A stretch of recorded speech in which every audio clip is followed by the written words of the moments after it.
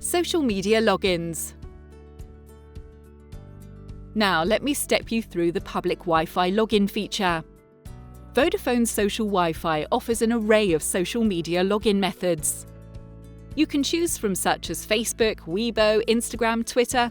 The total bandwidth is shared between your public Wi-Fi, private Wi-Fi, and the fixed line connections. So for these, I can activate or deactivate these social media logins just by clicking on the toggle here. And if I wanted to, I can change the data limit for each one. So I can update the total data limit, or I can say customer can have unlimited data.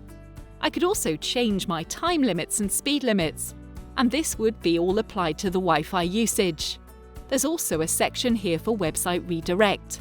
This is a website that the customers will be redirected to following the successful login into your Wi-Fi. So I can simply click on it and add website redirection in here. Simply click Save. And then once user has successfully logged in, that will be redirected to the site that you have specified here. And that's it. That sounds simple and easy to use, this feature.